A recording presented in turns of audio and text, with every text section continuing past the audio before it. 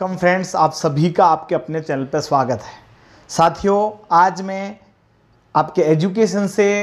हटकर कुछ चर्चा करने वाला हूं। आज मैं बाबा साहब भीमराव अम्बेडकर के परिनिर्वाण दिवस पर कुछ संक्षिप्त उनको श्रद्धांजलि शब्द उनके सम्मान में बोलने वाला हूं और आप सभी से उम्मीद करूंगा कि आपका भी बाबा साहब के परिनिर्वाण दिवस पर थोड़ा सा ध्यान आकर्षित करना चाहूँगा कि बाबा साहब के बारे में आप सबको पता होगा, और नहीं है तो उन लोगों को भी मैं ये कहूँगा कि जब हमें इस देश के पहले प्रधानमंत्री के लिए पता है, पहले राष्ट्रपति के बारे में पता है, लेकिन बहुत कम युवा को ये पता है कि इस भारत के कॉन्स्टिट्यूशन किसने बनाया था। जो देश की व्यवस्था जिस पर चल रही है उसको दिशा किसने दी थी।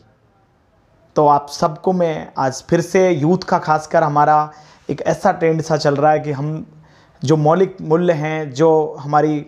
देश के कॉन्स्टिट्यूशंस के राइट हैं, उन सबको ना जानते हैं ना पहचानते हैं, और बिना पढ़े लिखे उन सब चीज़ के लिए कई बार गलत भी धारणा बना लेते हैं और कई बार हम अपने और हक अधिकार के लिए नहीं लड़ पाते हैं। तो मैं कहूँगा कि बाबा साहब एक ऐसी शख्सियत थे जो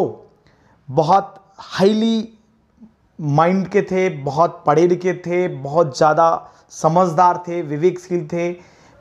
मैं ये इसलिए नहीं कह रहा हूँ कि उन्होंने पिछड़ों के लिए काम किया, महिला उत्थान के लिए कि नहीं, उन्होंने जो किया वो हम सबके लिए किया, भारत के हर एक नागरिक के लिए किया। वो मैं इसलिए कह सकता हूँ कि उस समय उस पैनल में जितने भी लोग थे, जो भारत के कॉन्स्टिट्यूशन बनाने की जब बात आई तो सब छोड़ के चले गए। कोई भी भारत के संविधान को बनाने के लिए ना समय दे पाया, ना उतना दिमाग रख पाता था। उसके लिए दिन रात मेहनत करके, दिन रात अध्ययन करके, दिन रात अपना ज्ञान खपाकर, अपनी घर परिवार को भूलकर, और इस देश के लिए जो कॉन्स्टिट्यूशन बाबा साहब ने विश्व का सबसे बड़ा लिखित संविधान जो रचा, जो लिखा, उस संविधान के कारण ही आज देश के इतने साल आज़ाद होने के बावजूद ये देश एक कॉन्स्टिट्यूशन ही एक धागे में बंधा हुआ है और हर एक व्यक्ति को राइट दिया हुआ है, चाहे वो छोटे से परिवार का है या छोटे से कमज़ोर वर्ग का है, चाहे हाईली, लेकिन सबके लिए समानता का हक है। हाँ, हो सकता है कुछ एक सोसाइटी के अभी भी इस तरीके के हमारे मनोदशा है जहाँ पर हम थोड़ा सा, वो कहते हैं ना, पक्षपात वाली बातें कहीं ना कहीं आपको सामाजिक स्वरूप में देखने को मिलती हैं। तो आप सभी युवा पीढ़ी से मेरा ये अपील है कि आने वाले टाइम में हमें और थोड़ा सा जागरूक होना होगा, थोड़ा सा ज़्यादा जो समाज में एक अजीब सा माहौल है या अजीब सी एक खाई है ऊंच नीच की, उसे मिटाना होगा और सभी को समानता हिसाब से या समान रूप से सभी को हक देना होगा, समान रूप से सम्मान देना होगा। क्योंकि जो इस धरती पे जन्म लिया है वो समान रूप से जीने का, लिखने का, पढ़ने का समान राइट जो कॉन्स्टिट्यूशन आपको देता है, तो मेरे हिसाब से उसे हमारे दिल में भी एक समानता का हक होना चाहिए। हमें ऐसा नहीं सोचना चाहिए यार ये तो नीची जाति का है, इसकी क्या फीलिंग होती है क्या, या तो बहुत बार हम ऐसे बहुत सारे हरकतें कर देते हैं जिनकी वजह से उन लोग इंसल्ट फील करते हैं। तो आज मैं यहाँ पर एज ए ह्यूमैनिटी आप सभी से, सभी मेरे यूट्यूब साथियों से, मेरे फ्रेंड्स से मैं आप सबसे ये अपील करना चाहूँगा कि साथियों, मैं आज बाबा साहब के परिनिर्वाण दिवस क्या होता है? परिनिर्वाण दिवस, इस दिन बाबा साहब ने इस दुनिया को अलविदा कहा था, वो भगवान को प्यारे हुए थे। तो आप सबसे मैं ये कहना चाहूँगा कि बाबा साहब के परिनिर्वाण दिवस पर आप सभी मेरे युवा साथियों से मैं आप सबसे एक शपथ चाहूँगा, आप सबसे एक अपील चाहूँगा कि आज आपको कसम खाएं कि हम सब, आज हमारा ये छोटा सा परिवार 1600 लोगों का जो आज हमारे यूट्यूब पर है, वो आगे चल के हज़ारों की संख्या में हो, और ये आज एक कसम खा के जाएँ कि हम सामाजिक समरसता में अपना योगदान देंगे, सामाजिक रूप से समाज को मजबूत करने में हम एक संगठित रूप से और संगठित समाज बनाने में प्रयास करेंगे और एक सामाजिक समरसता का परिचय देंगे। ऐसी मैं उम्मीद करता हूं कि आप सभी सामाजिक रूप से एकजुट होकर समानता का और बाबा साहब के बताए हुए शिक्षित बनो, संगठित रहो और संघर्ष करो। उनकी जो विचारधारा थी उनका सीधा सा उद्देश्य था कि आप सब पढ़ लिख कर अपने हक और अधिकार को समझें और अपने राइट के लिए हमेशा प्रयासरत रहें, लड़ते रहें। क्योंकि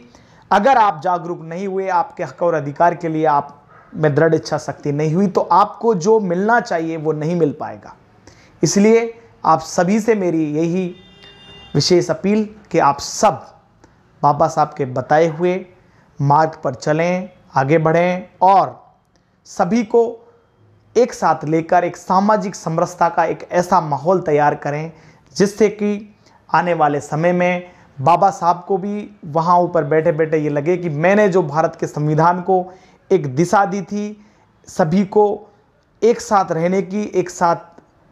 समान रूप से समझने की, पढ़ने की, लिखने की, सोचने की और एक सामाजिक समानता का जो उनका सपना था, वो हम सबको, युवा पीढ़ी को मिलकर बनाना होगा। आज आपसे बाबा साहब के परिनिर्वाण दिवस पर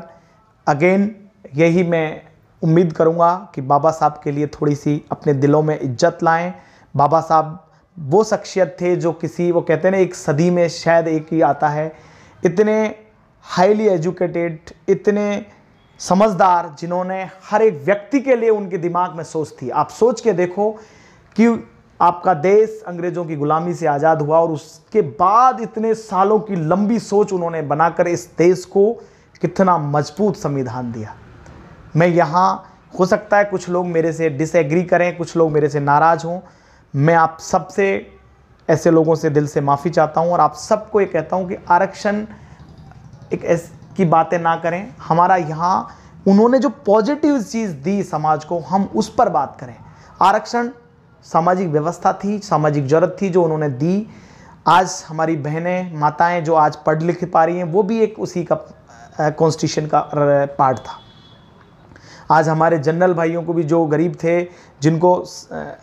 मिलना चाहिए था, वो भी उनके कॉन्स्टिट्यूशन का हिस्सा था, इसलिए मिल पाया है। तो मैं आरक्षण की बात नहीं कर रहा हूँ, मैं सिर्फ ये कर रहा हूँ कि उन्होंने इस देश को विश्व का सबसे बड़ा, संगठित और मजबूत संविधान दिया, जिसकी वजह से आज भी ये देश आज़ादी के इतने साल बाद भी संगठित है, एकजुट है और इस देश में सभी को समानता का हक है। तो इसलिए आप सभी उनके बताए हुए रास्ते पर चलें, उनके प्रति आदर भाव रखें और सामाजिक समरसता और एकता का एक माहौल क्रिएट करने में, एक माहौल बनाए रखने में आप सभी अपना योगदान दें और पढ़ लिख कर कामयाब बनकर अपने माँ बाप का और अपने समाज का, अपने परिवार का नाम रोशन करें। इन्हीं शब्दों के साथ आप सभी का बहुत बहुत आभार एंड जय भीम साथियों। आज के लिए इतना ही। अगेन बाबा साहब को उनके परिनिर्वाण दिवस पर सत सत नमन और ऐसी विभूति को मैं कहूँ कि जितना आदर दूँ, सम्मान दूँ वो कम है। आज के इस परिनिर्वाण दिवस पर आप सभी का बहुत बहुत आभार, धन्यवाद। जय भीम।